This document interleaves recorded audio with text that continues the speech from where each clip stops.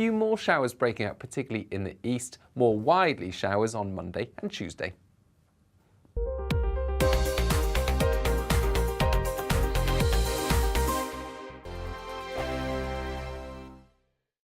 We are GB News. We're right across this great nation. On TV, On radio, on digital. Absolutely everywhere. We don't talk down to you. We embrace all voices.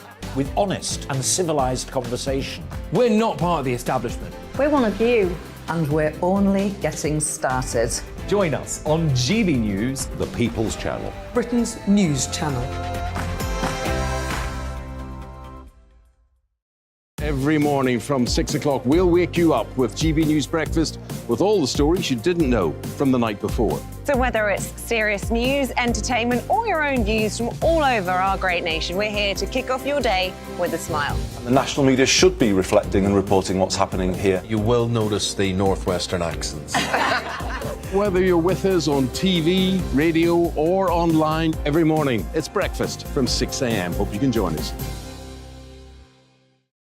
Join us for Ministry of Defence, the comedy panel show that's just like the news, in that the left fights the right and it doesn't really seem to matter who wins. We cover the big stories. It was in fact a troop of baboons and not angry vegans. I like that. And the really important stories. Fat naked cow gets stuck in swimming pool. It's a headline in a lot of local newspapers. Yeah. we're on the same team, Nick. Yeah, but I'm just helping you. Join us for Ministry of Defence, Saturday nights, 8 o'clock on GB News.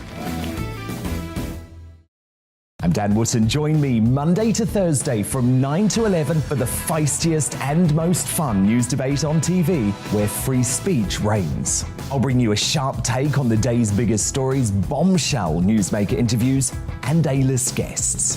And I guarantee you, no spin, no bias, no censorship, and no reason to go to bed. That's Dan Wootton tonight, Monday to Thursdays from 9 on GB News.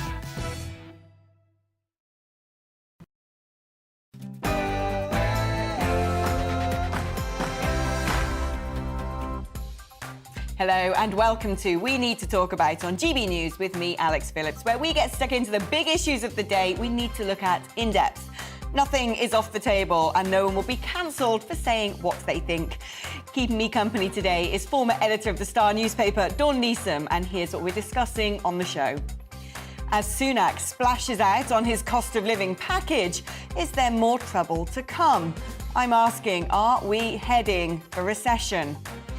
And on National Fish and Chip Day, the favourite British dish could be under threat because of war in Ukraine. We'll hear about one chippy's struggles.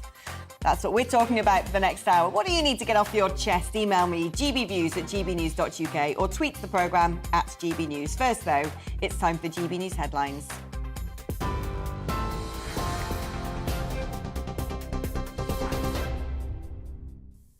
Thank you, Alex. Good afternoon. It's 1 minute past 2. I'm Rhiannon Jones in the GB newsroom. Boris Johnson's called the government's £21 billion energy support package a big bazooka that should help the UK through the cost of living crisis. Speaking in County Durham, the Prime Minister added that he won't pretend the measures will fix everything immediately, but they will be enough to get the country through what he calls a bumpy time. Mr Johnson says the package is a substantial commitment by the government.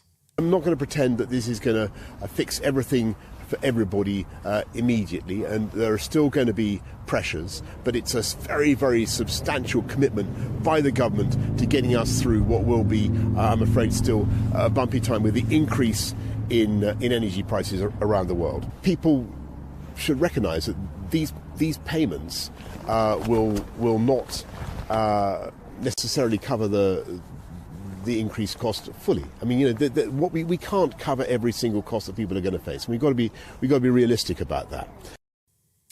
Well, that as Conservative MP Paul Holmes resigns as a parliamentary private secretary to the Home Secretary over Downing Street parties during lockdown.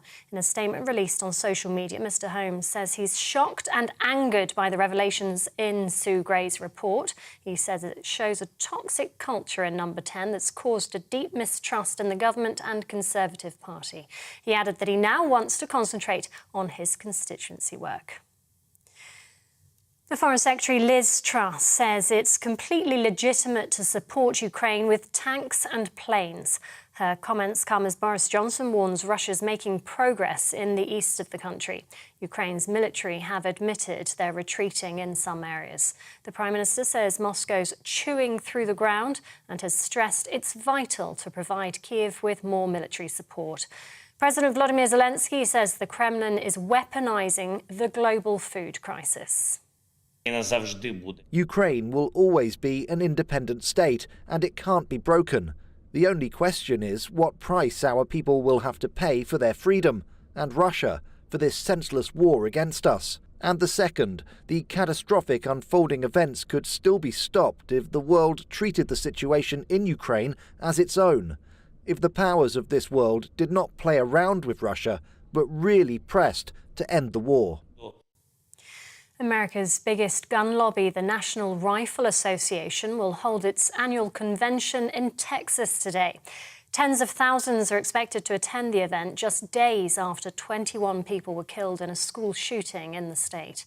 19 students and 2 teachers died when a gunman opened fire at Robb Elementary School in the town of Uvalde.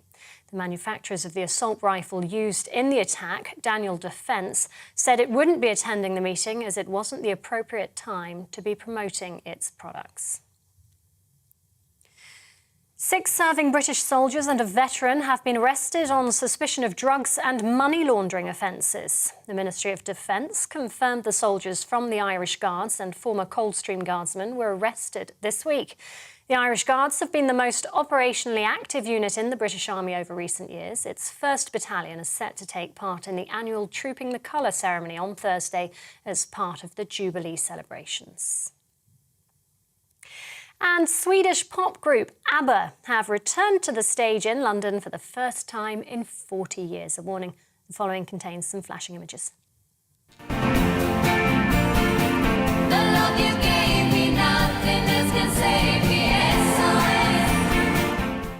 Rather than performing live, the band appeared as digital versions of themselves from their 1970s heyday thanks to motion capture technology. Accompanied by a live band, the avatars performed around 20 songs during the 90-minute show called Voyage. The real ABBA, now in their 70s, well, they were there too, posing for pictures together on the red carpet. Great to see. This is GB News. We'll bring you more as it happens now, though. It's back to Alex with We Need to Talk About.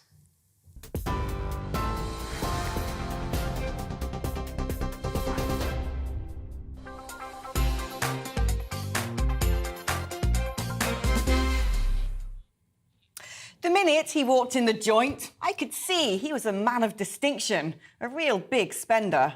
Good looking, so refined. Would Rishi like to know what's going on in my mind? So let me get right to the point. I don't think I like his latest policies. Hey, big spender, spend a little less of our money. Oh, it sounds great, doesn't it? 400 quid off energy bills for everyone. But there are people who can pay them when that money is surely far better going elsewhere. Plus, throwing money about like confetti during the pandemic got us into this mess. Now we're a population drugged on handouts. Of course, backlog Britain can hardly means test an entire nation. But Rishi asking the rich to give their 400 quid to charity? Fat chance of that. When I think of the 16 billion COVID fraud and the wild profits made on PPE, I doubt many people are about to write a cheque to the local food bank. The government seems to love socialism on steroids, demanded by a morally righteous media who drive opinion polls the governments then slavishly follow. So instead of risking being unpopular by actually dealing with issues, they bury them for governments to come. But it's us who'll pay the price in the end, while they write their autobiographies in shepherd's huts in the Cotswolds about how hard their job was.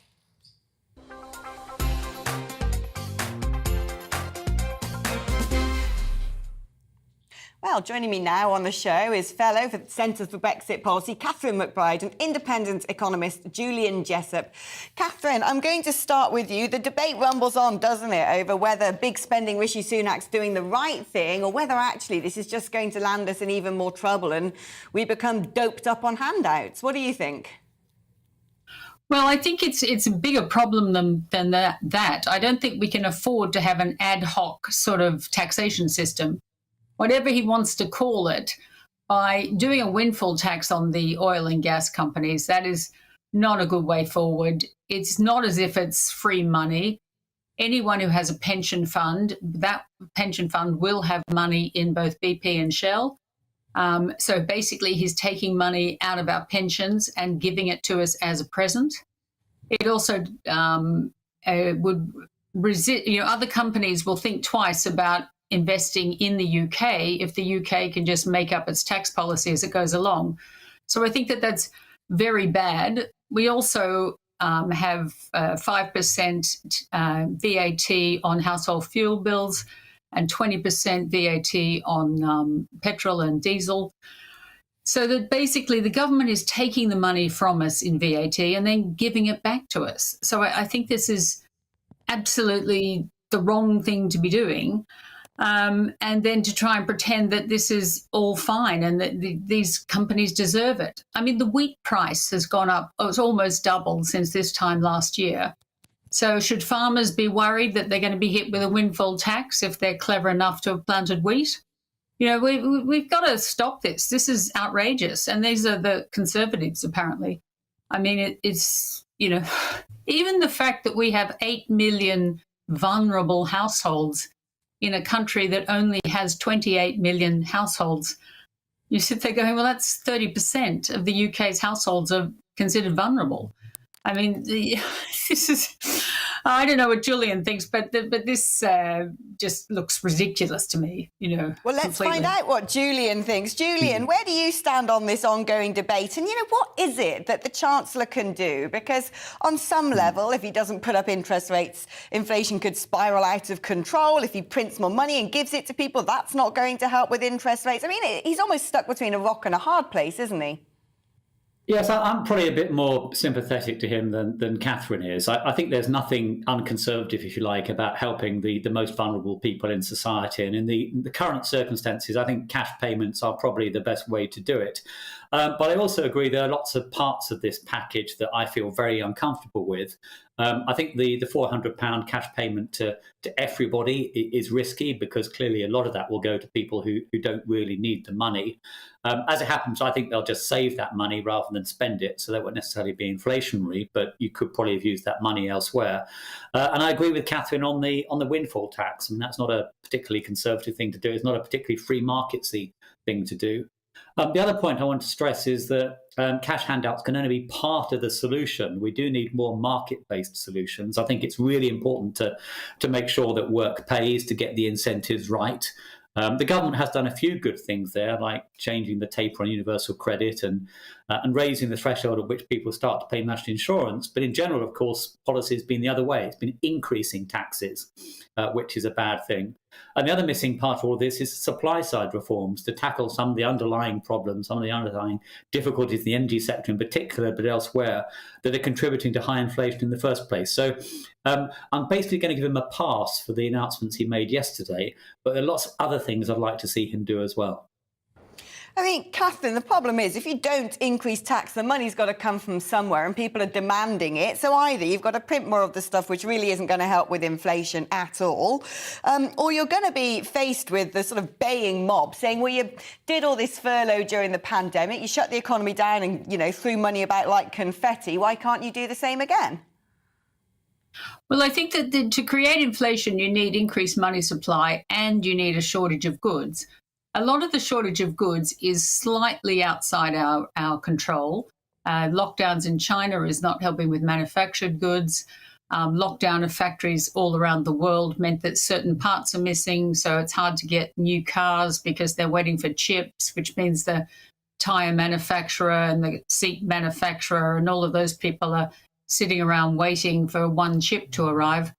And you get this zero COVID policy in China has closed down about 5 of their major industrial centres and their ports, which has not been good for international trade of goods. But we've also had the high oil price and missing potash supplies because both Russia and the Ukraine are big suppliers of potash, which is an ingredient in fertiliser. So you've seen fertilisers prices go up by 200%. So there's a lot of crazy things have happened by locking down the economies for COVID, which I don't think was ever necessary. And I think that we're now paying that price.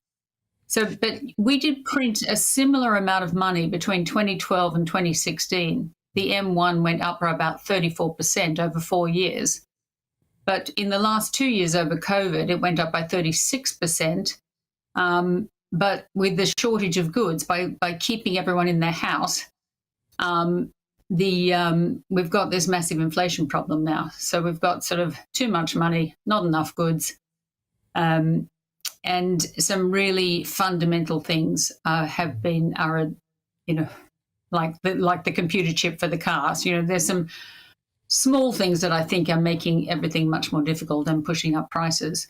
And you're obviously going to talk to a fish and chip manufacturer later, and I think you're going to talk about the missing sunflower oil from the Ukraine, probably. Yeah.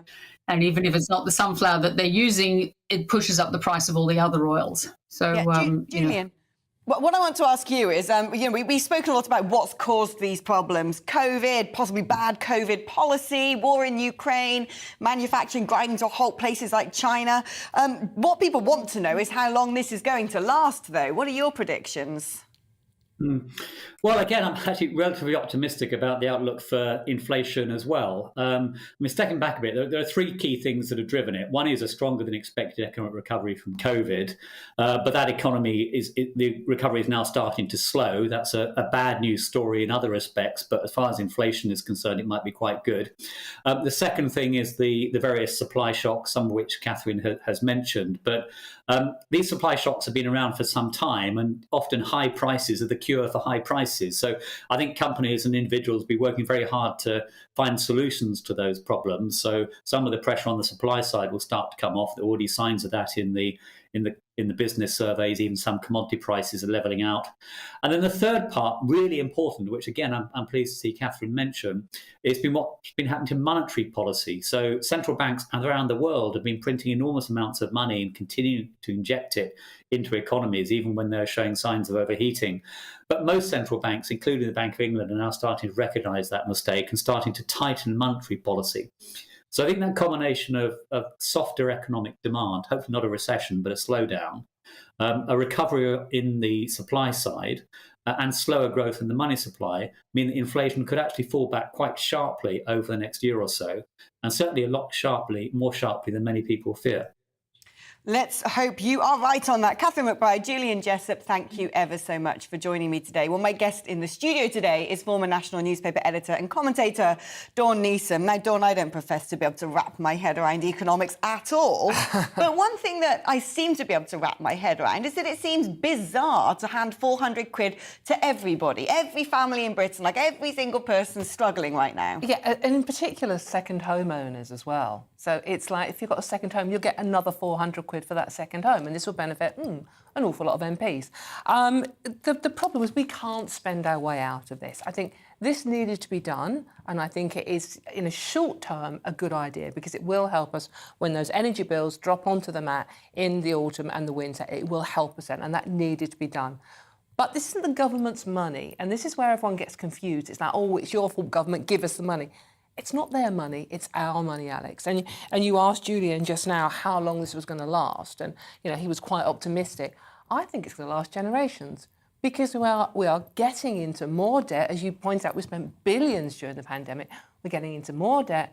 It's our children and our grandchildren that are going to have to be sorting this mess out, I think, for decades to come. And I don't want to be pessimistic about it, but there are so many other things we could be doing. I mean, the Tories have always been the low-tax party, and now they're not. They're the high-tax party. 70 years we haven't had this much taxation. Corporation tax has gone from 18% to 25%. Now, everyone thinks of the big businesses, like your Amazons who don't pay tax in any case. It's like, who cares? However, this affects the small businesses, the one-man bands, the sole traders. Lots of people watching and listening to you today. The window cleaners, the one-man builders, they are suffering. We need this to get us through the winter, as we know, but we also need tax cuts. And I think that is where now we want the Tories to stop being a combination of the Labour Party and the Green Party and remember what they are and what they were voted in for. But arguably, you can't have both, can't you? You can't easily help people with their fuel bills and cut taxes simultaneously unless you're going to start printing money again. Which is not an ideal solution, no. And this is a short-term solution. Let's not forget that the BP and Shell profits are £14.9 billion. Now, this will take £5 billion away from them. But again, we have to look long-term on this. And they are saying, and BP in particular already said, well, we were going to invest several more billion into the UK. Now we're thinking about it. So it's quite short-sighted, and I get it gets over the whole Partygate thing and the headlines are more positive. But, you know, and I think, as Catherine pointed out, this is going to affect pensions as well.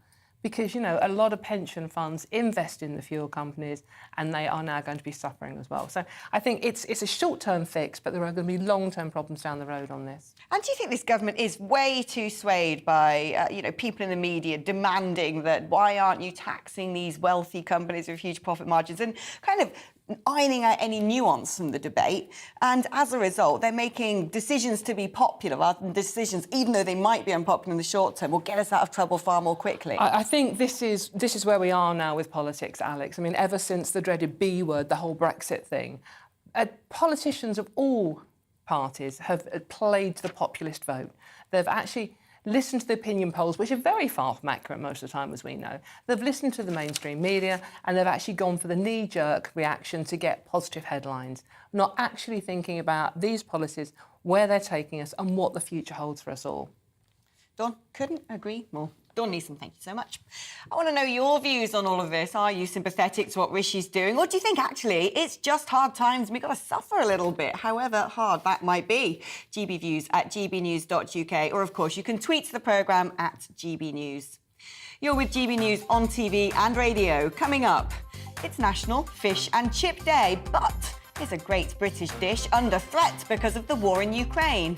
Time for a short break now and a check on the weather forecast. Hello, I'm Aidan McGivern from the Met Office. Showers will remain across northern parts of the UK, especially the far north of Scotland, where it will also be breezy, but otherwise plenty of warm sunshine as high pressure builds in from the southwest, and that's going to settle things down heading into the start of the weekend at least, with any showers mostly confined to the far north of the UK during the rest of the day on Friday. Also a fair amount of cloud for North Wales, Northern England, Northern Ireland and much of Scotland, and it will be breezy here, particularly around higher parts of Scotland and to the east of higher ground. Those showers mostly affecting areas to the north of the Central Belt, where it will feel cool, but towards the south, 19 to 22 Celsius for the southern half of the UK, mid-teens for the northern half. Into the evening, and showers in the far north tend to fade away, and it's a dry night with clear spells for most, and with the wind easing as well, temperatures will fall away. We're looking at widely mid to high single figures, and in some sheltered rural parts, just about anywhere, could see low single figures, perhaps even a touch of air frost across sheltered parts of Scotland. So a chilly start to the weekend, but soon enough the sun will get to work and it will warm up, and plenty of sunny spells will be found across the country. I think a bit more cloud filtering into eastern and northern parts of the country during the afternoon, and the odd shower is possible for higher parts of northern England and southern Scotland, but for the vast majority it's dry, warm sunny spells, 21 or 22 Celsius in the south, 17 for Glasgow, 16 for Belfast. Into Saturday evening, one or two showers there for southern parts of Scotland, northern England, but for the vast majority, again, it's dry with clear spells. But into Sunday, the chance of a few more showers breaking out, particularly in the east, more widely showers on Monday and Tuesday. Join us for a special GB News event. The celebration of the Queen's Platinum Jubilee. From pageantry here at the Palace to the parties in your street, we'll bring you 4 days of unforgettable moments between the 2nd and the 5th of June. Join us live up and down the country as we share your memories of Her Majesty's extraordinary reign. Send us your stories, photographs and videos at Jubilee at gbnews.uk. Come and celebrate with us on GB News, the People's Channel.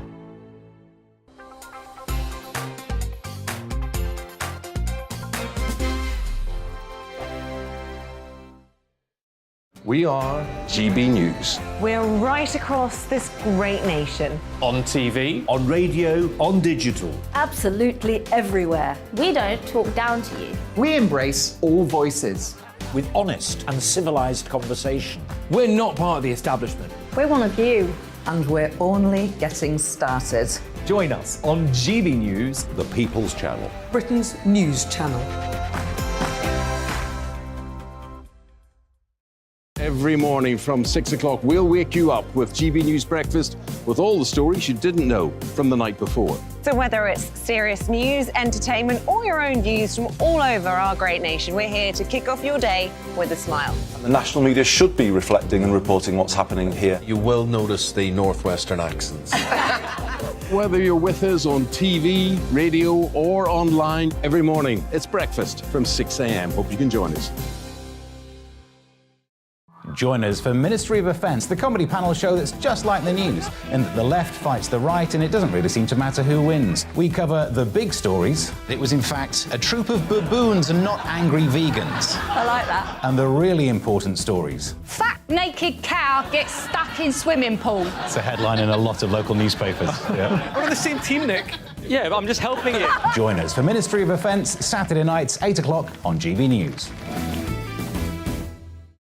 I'm Dan Wootton. Join me Monday to Thursday from 9 to 11 for the feistiest and most fun news debate on TV, where free speech reigns. I'll bring you a sharp take on the day's biggest stories, bombshell newsmaker interviews, and A-list guests. And I guarantee you, no spin, no bias, no censorship, and no reason to go to bed. That's Dan Wootton tonight, Monday to Thursdays from 9 on GB News.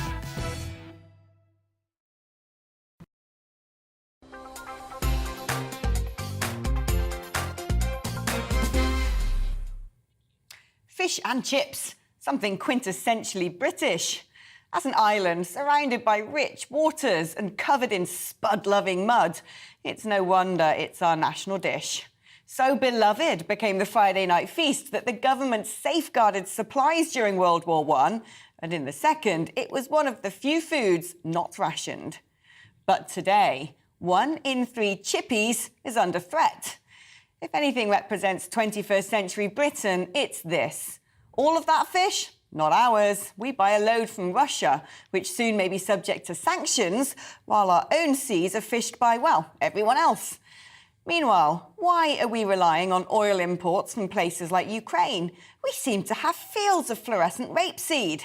Well, the EU banned a vital pesticide, so our stuff isn't edible anymore or has been destroyed by plagues of beetles.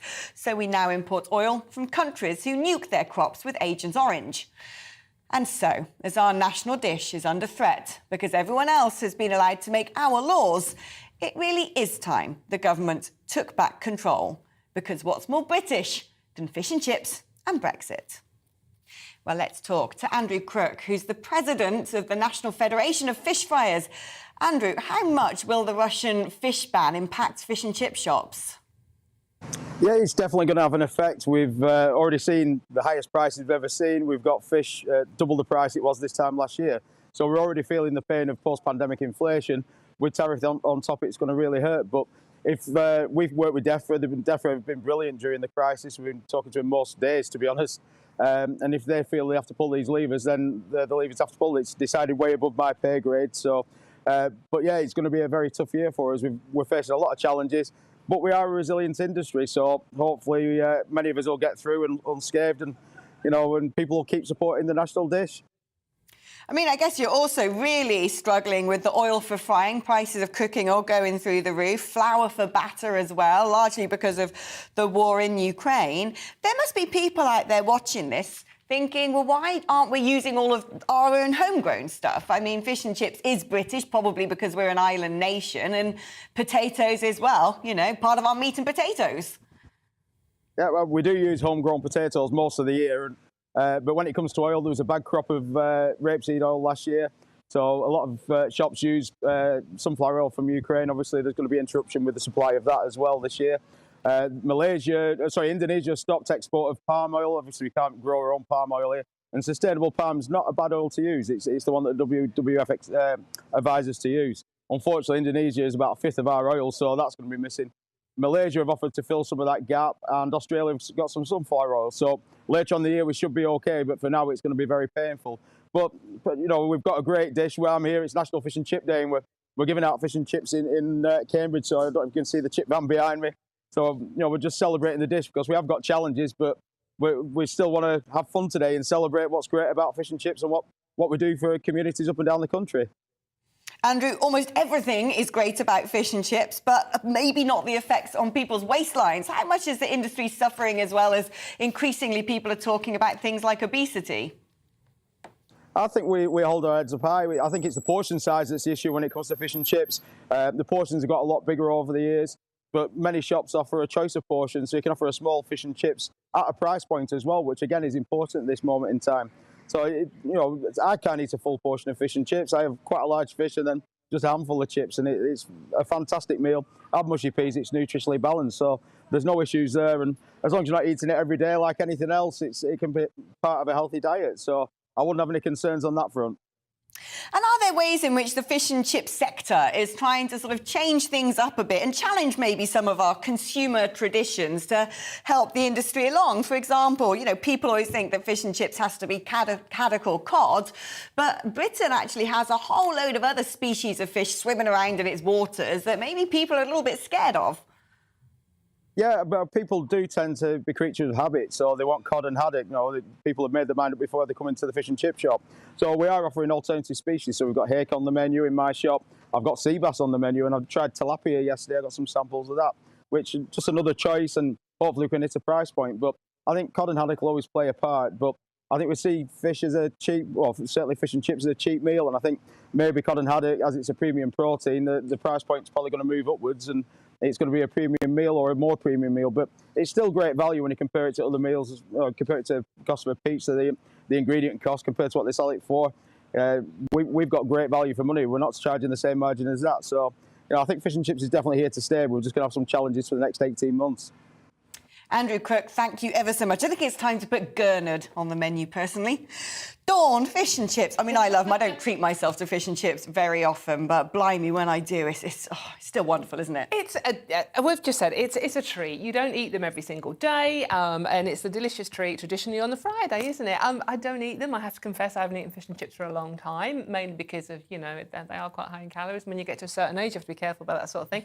But it's a treat, and that's fine, OK? But what annoys me about it, as you said, we're an island. We've got lots of fish swimming around us. Why are we giving them all to the French and everybody else? I mean, we need to take back control of our fish and our water. I know it's not that simple, Alex. I know it's not that simple. I appreciate that. But we are an island. We have lots of fish swimming around. We have fields where we can grow things. Why are we not doing it? Why are we still kowtowing to everybody else's rules and ruining what is our traditional meal? I don't understand why we could just cut through all the rubbish now and actually make sure we are more self-sufficient in the things we need to be. Would you be open-minded to a bit of gurnard wrapped up in newspaper? I don't mind at all. No, absolutely anything. I mean, I'm quite a big fan of sea bass. I mean, absolutely. It's not any gurnard isn't pretty though, is it? It's an ugly fish. It's Tastes not quite the nice. prettiest fish. No, But yeah, you have to take the skin off though. It's all warty. Yeah, but I mean, you know, I don't mind a wart or two, to be honest with you. But I mean, look, it tastes nice, and you know, it's fish and chip day, so I think, you know, fish and chips, absolutely good. I had brill the other night, and that was very delicious indeed. There's lots of other fish out. We just need to broaden our fish mind. tastes, I think. Indeed. Yeah. Well, you're with GB News on TV and DAB Radio. Coming up, we'll be talking Depp versus Heard as closing arguments are taking place in the movie star's libel trial. Now it's time for a check on the news headlines.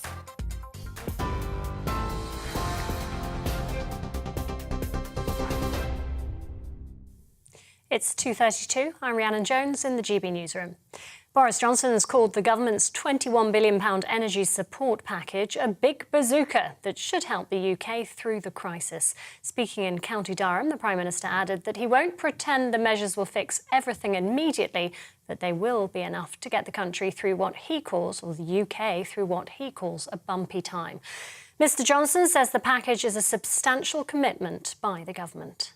I'm not going to pretend that this is going to fix everything for everybody immediately, and there are still going to be pressures, but it's a very, very substantial commitment by the government to getting us through what will be, I'm afraid, still a bumpy time with the increase in energy prices around the world. People should recognise that these payments will not necessarily cover the increased cost fully. I mean, what we can't cover every single cost that people are going to face. We've got to be realistic about that. Meanwhile, Conservative MP Paul Holmes has resigned as a parliamentary private secretary to the Home Secretary over Downing Street parties during lockdown. In a statement released on social media, Mr Holmes says he's shocked and angered by the revelations in Sue Gray's report. He says it shows a toxic culture in Number 10 that's caused a deep mistrust in the government and Conservative Party.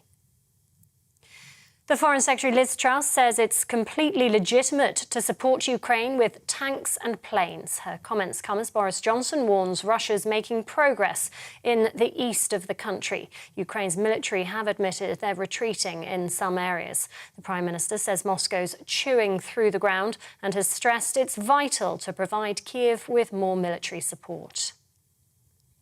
And a remote Scottish island's looking for a head teacher of its school of just 4 pupils.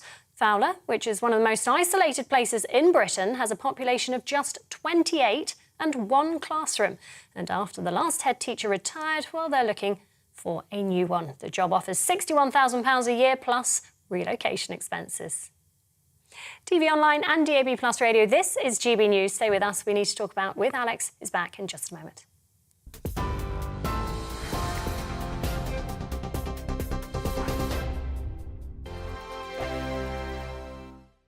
We are GB News. We're right across this great nation. On TV, on radio, on digital. Absolutely everywhere. We don't talk down to you. we embrace all voices. With honest and civilised conversation. We're not part of the establishment. We're one of you. And we're only getting started. Join us on GB News, The People's Channel. Britain's news channel.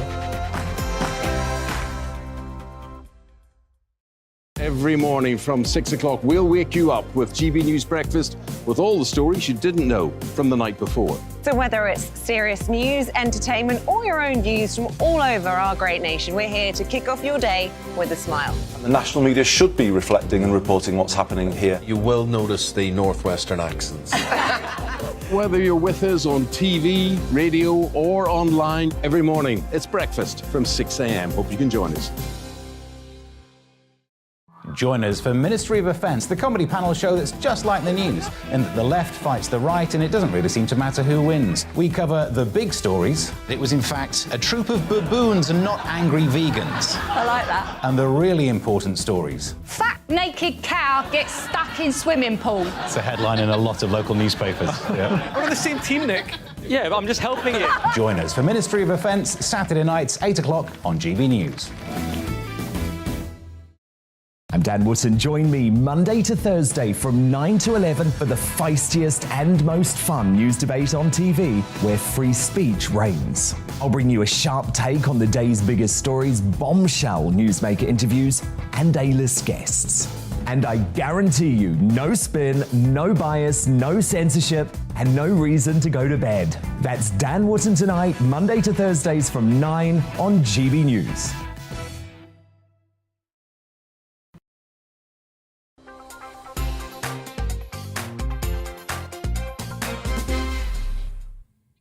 Well, if you're like me, you've occasionally had a glimpse at the ongoing circus of the Johnny Depp and Amber Heard trial when a tawdry headline has been too hard to resist. You know the ones. You can't just scroll past accusations of defecation in bed now, can you? Or perhaps you too had to sate your burning need to find out how Kate Moss sounds when she speaks. But some of the allegations are utterly horrific, if true, and horrific to make, if not. Sexual violence, drug addiction, death threats, psychological manipulation, and what appears to be joint escalating derailment has seen newspapers the world over enjoying their pound of flesh as a defamation trial worth hundreds of millions of dollars has spun out a slew of harrowing accounts in front of the world that give the lie to the couple's previously glamorous image.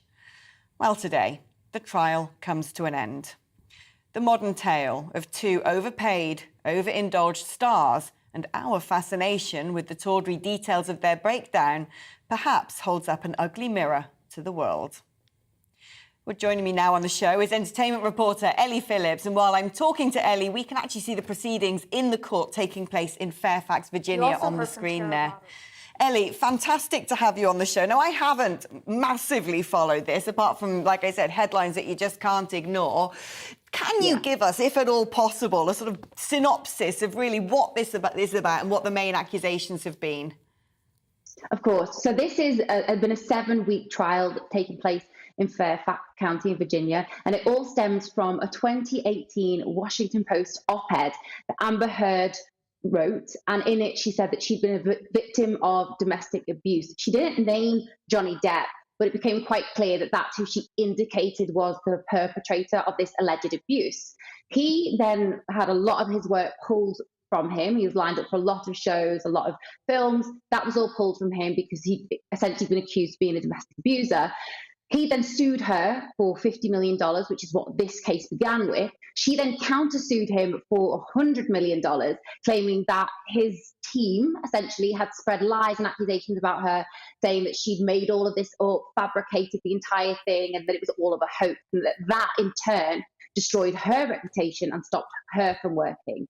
So we're now here, and the reason it's actually in Fairfax is because the Post is published there. So we expect this all to take place in Los Angeles. It didn't. It's taking place away from that, which I think is a good thing to happen. We're now at the end of 7 weeks. They both took the stand yesterday for the final time. The defence rested, and that marks the end of 23 days of testimony. We've heard the ins and outs of allegations, like you mentioned before, that some of them are just really disturbing.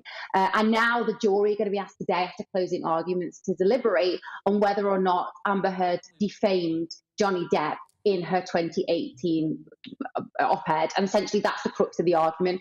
If they say that yes, in fact, she did defame him, then they could award him with the $50 million he's asking for, or they could say, you know, we're going to set a sum higher or lower than that. And on the other hand, if they say no, she didn't, and find that actually, you know, there was this alleged smear campaign, and they say that that is proven, that he did that and besmirched her name, that then they could say he has to pay her the $100 million that she's asking for, or again, a sum lower or higher than that. But essentially, I think the money, as ridiculous as it sounds, is not the crux of what both are going after. It's their reputation, it's their careers. If someone comes out of this and is deemed the winner, or is deemed, you know, to have their reputation restored, they can then go back to working and earning the millions of dollars that they do. So the implications of what the jury find, no matter the sums of money involved at the end of it, will determine the future of their careers. Well, it seems to me both of them, through washing dirty laundry in public, have probably destroyed their careers, because both of them now are going to have some of the most ugly headlines and ugly allegations and accusations hanging over them. Yeah, absolutely. I think when Amber Heard brought this to trial, she thought, you know, I'm an innocent person here. I'm the victim of domestic abuse, and I have a right to say that. I have a right to stand up for those victims. Unfortunately for her, what's come out is testimony from experts that say that she has personality disorders, that she's not particularly well, allegations of fabricating incidents and things that happened, and twisting conversations and footage. And Johnny's legal team essentially setting her out to be a kind of Gone Girl figure who's fabricated this entire thing, and in return his reputation has been completely destroyed because of the allegations from her side, which say that some of the things that he did, you know, sexual abuse which involves bottles and all sorts of really violent, really ugly scenes, it's hard to come back from. And it's difficult, I think, for anyone to think that any of them, whether man or woman, could come up with these allegations that aren't true, because again, like you said, that takes it to a further dimension of, if they happen, it's horrendous. If they've been falsely, brought to light, if they're not true and they're fabricated, then that's just a different level of ugly. So it's a really nasty case. It's been quite traumatizing for a lot of people to watch and sit through and listen to these things. And I don't think anyone truly comes out of a winner, but in terms of reputation, in terms of whether film production companies think they can touch them, what the jury decides really, really will matter in this. Ellie Phillips, thank you ever so much. Well, I'm going to now go back to Dawn Neeson. I mean, it seems to me there's been a lot of lawyers are making a lot of money out of something which, because we all seem to have become obsessed with it and the sort of headlines being generated, I worry that it is diminishing some pretty hideous accusations, domestic abuse, sexual abuse, if not manipulation, lying. I mean, it's really unpleasant stuff. It's very, very unpleasant. And as you said, washing dirty linen in public, quite literally when it comes to the bed sheets and the incident with the defecating in the bed. Quite horrific. And you can never now either watch either of these actors again without these images in your head. I mean, that is the problem you've got. So reputations, neither of them will come out of this with their reputations intact. They're destroyed. I mean, we're journalists. If you were ever going to go to interview either of them now about a new film they're trying to promote, the first question you'll be asking them is about the trial and he said, she said, and what happened, not about the film. So if you were a film company, you think long and hard about employing them now. The serious side of this, I mean, it's showbiz and they deserve one another, in my opinion, to be honest with you, Alex. I mean, it is 6 of one, half dozen of the other. And we are he said, she said, as I keep, repeating. But the real loser in this is the victims of domestic violence, because Amber has been treated appallingly by people online, and death threats literally, because by Johnny Depp fans, completely and utterly wrong, no matter what your opinion of her is. It's completely and utterly wrong. So it might not encourage other victims of domestic violence, female victims, to come forward. However, because Johnny Depp has also been talking about how Amber allegedly abused him, there are men coming forward and saying, well, now, I feel like I've been a victim of domestic violence and I feel brave enough to come forward and talk about it. So, on one hand, there is a good side if it does encourage more men who can be victims of domestic violence to come forward. I think that's really important. So there can be some good coming out of it. But neither of them are going to walk away winners on this. Their reputations are going to be trashed forever. And it's just quite astonishing that it's the amount of showbiz names that are dragged into it. Elon Musk, Kate Moss. I mean, even J.K. Rowling, because one of the films that Depp was involved in, that was cancelled from, was J.K. Rowling's film. So it's real showbiz trial of the century, if you like. And people have been queuing around the block outside a courtroom in Virginia to get into the 100 seats available to the public in this trial. Johnny Depp's lawyer has got her own hashtag. You can buy T-shirts with her face on it. I mean, this is... It's pretty messed up, isn't it? It is completely and utterly messed up. No winners. Dawn, thank you. Well, now, the Queen has had a close relationship with the British Armed Forces over the course of her 70-year reign. Today, a new exhibition opens which documents a series of rare photographs of Her Majesty at the Imperial War Museum in London. Ahead of the Platinum Jubilee, our royal reporter Cameron Walker got a sneak peek. This is the Gaumont British News, presenting the truth to the free peoples of the world. By early 1945, the Second World War was nearly over and Britain was close to victory. An 18-year-old Princess Elizabeth became the first female member of the royal family to enlist in the armed forces full-time. In the year of the Queen's Platinum Jubilee, pictures of Her Majesty form part of a new exhibition at the Imperial War Museum. The curator, Kate Clements, thinks visitors will get a unique insight. We haven't done anything like this before, and so it's really exciting for us to be able to draw together a range of photographs, also film elsewhere, and we've got some objects on display too that visitors can interact with and learn more about the links between royalty and wartime. Handling an army ambulance isn't always as simple as it looks, but the Princess has won her commanding officer's praise as an excellent and considerate driver. In Britain, women took on key roles so men could fight on the front line. Princess Elizabeth joined the Auxiliary Territorial Service and qualified as a driver and mechanic. It gave the future Queen the chance to interact with ordinary young women of her age, a rare chance for her to live a relatively normal life.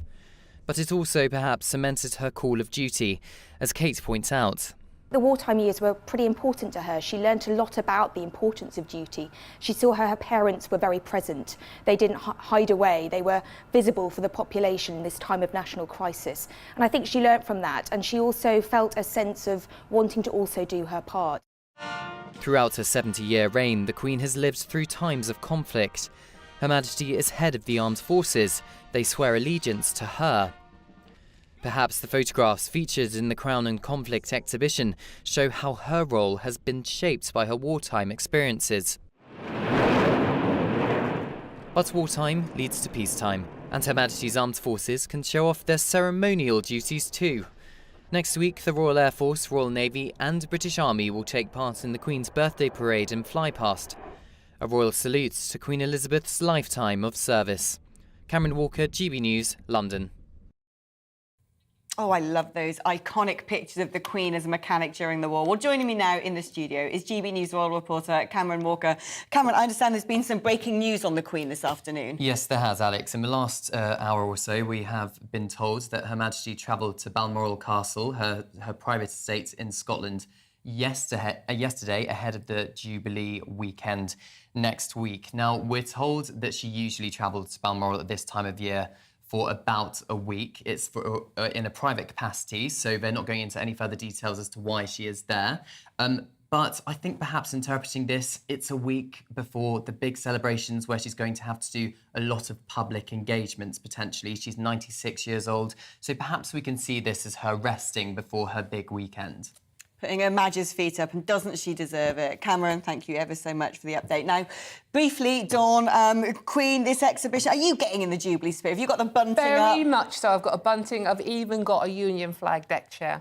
Oh, amazing. And you'll love this. I've brought some earrings as well. Of course you I was meant to be working hard yesterday and I ended up Googling Union flag earrings, which I have now brought online. Perfect. And I'm going to wear. And have you got Union flag earrings, Cameron? Yeah, definitely. No, I bought a Jubilee T-shirt and a pin as well for my blazer. Nice. I'm going to put my bunting up this weekend. I think everyone should have a party. I think we all need it. We all need some, just to have some fun, Alex. Oh, yes. It's hard at the moment. It is. So, just have a party. Let's do it. Cameron, Dawn, thank you very much. Well, I rewatched the original Top Gun last night as homework before I queue up to watch the jet-fueled amazingness at the cinema and marvel over how Tom Cruise just doesn't age. But while I admired the 80s wonder of it all to a backdrop of Kenny Loggins and imagined myself in mirrored aviators this summer, my other half posed the question of whether somehow Top Gun secretly runs the world. The return of the MiGs and the need for some all-American propaganda couldn't be more pertinent than it is today. When Top Gun 1 was launched, there was an oil crisis and a Cold War. How handy for a film franchise that we find ourselves back in 1986 again.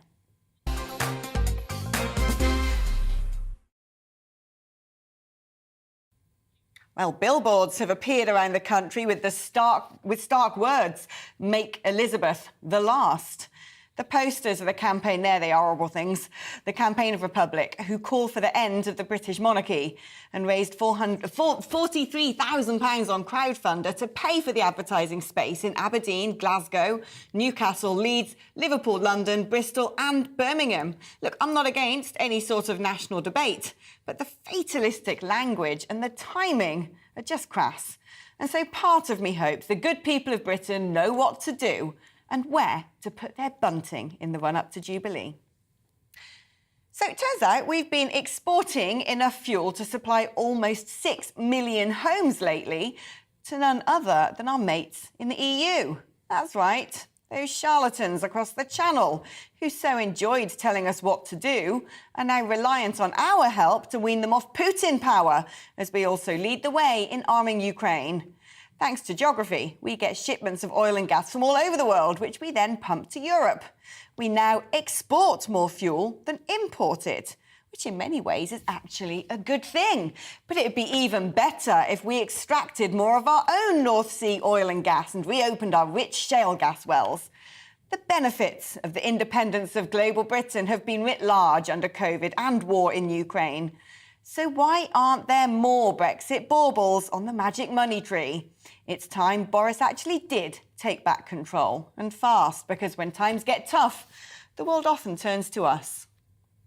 And at Wimbledon, they've done away with the prefixes Miss and Mrs, although weirdly, not Mr, which old-fashioned me thinks is a nonsense. Call me flippant, but the idea of getting a new surname is kind of cool, especially a fancy foreign one, while I proudly sport my Miss until some poor sod agrees to get stuck with me for life.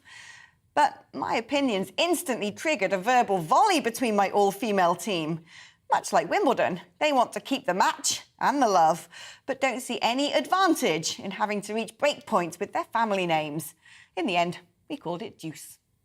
Well, let's give the final word to my studio guest, Dawn Neeson. Is Neeson your maiden name? It's my married name, but I did wait, I think it was for about 3-4 years after I got married to change from my maiden name, and I only changed it because my passport needed renewing, and I sort of thought, right, OK, now's as good a time as any. But the very first time I was called Mrs Neeson, I thought someone was talking to my husband's mum. Oh, sounds a bit like a dinner lady, doesn't it? It does, absolutely, and I felt suddenly like his mum and very old. But you know what? If you love someone, I'm a feminist, etc. But if you love someone, what's wrong with sharing a surname? I think it's a nice bonding experience. But getting rid of this Miss and Mrs, but keeping Mr. Isn't that where we are today, Alex? Cancelling women, but then get away with it still. But you know where I'm going with this one. I do know. It's women. Shut up. You can't even use the word woman. It has to have an X in it, and how you pronounce it, I don't know. But meanwhile, men are still fine. And what do you think about those Republic billboards? I mean, look, I understand. I'm all for free speech. Like, stick things up. If you want to pay for advertising, saying something, fine. But we have ended up in a sort of society with those led by donkeys characters as well, where billboards are being weaponised and people find such crass messages with such crass timing. Look, I'm not an arch royalist. I'm not a Republican either. I'm down the middle with this one. Now, the one thing I do have enormous respect for is a woman of 96 who has put in 70 years of duty. Just recently lost her husband. She's got an idiot son. She's got an idiot grandson. So I have enormous respect for the Queen. The rest of them I can take or leave, to be honest with you. But these, I think, are in incredibly poor taste. And I just think they're just not reflecting what I think I hope most people are feeling in this country at the moment. I mean, and that's why I think this Jubilee weekend is incredibly important. Not just for the Queen, who, let's be honest, she's very frail, Alex. Not just for the Queen, but for all of us to actually have a nice time. And even if you're not celebrating the Queen and the royal family per se, after the last 2 years, I think, you hug your friends, you hug your family, you hug your neighbours. You have a party, you put the bunting up, because I think we all deserve that, not just for the Queen, but for one another.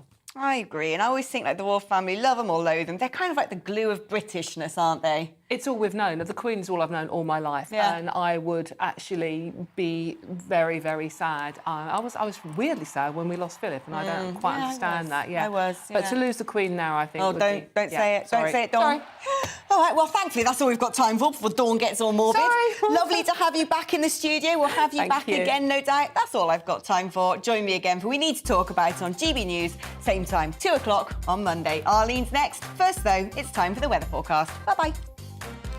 Hello, I'm Aidan McGivern from the Met Office. Showers will remain across northern parts of the UK, especially the far north of Scotland, where it will also be breezy, but otherwise plenty of warm sunshine as high pressure builds in from the southwest, and that's going to settle things down heading into the start of the weekend at least, with any showers mostly confined to the far north of the UK during the rest of the day on Friday. Also a fair amount of cloud for North Wales, Northern England, Northern Ireland and much of Scotland, and it will be breezy here, particularly around higher parts of Scotland and to the east of higher ground. Those showers mostly affecting areas to the north of the Central Belt, where it will feel cool, but towards the south, 19 to 22 Celsius for the southern half of the UK, mid-teens for the northern half.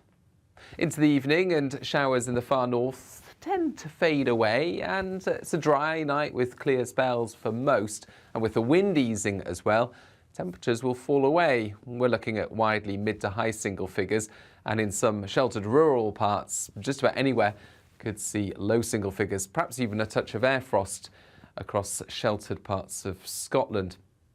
So a chilly start to the weekend, but soon enough the sun will get to work and it will warm up, and plenty of sunny spells will be found across the country. I think a bit more cloud filtering into eastern and northern parts of the country during the afternoon, and the odd shower is possible for higher parts of northern England and southern Scotland, but for the vast majority it's dry, Warm sunny spells, 21 or 22 Celsius in the south, 17 for Glasgow, 16 for Belfast.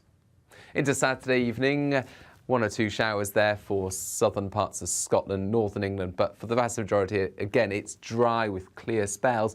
But into Sunday, the chance of a few more showers breaking out, particularly in the east, more widely showers on Monday and Tuesday.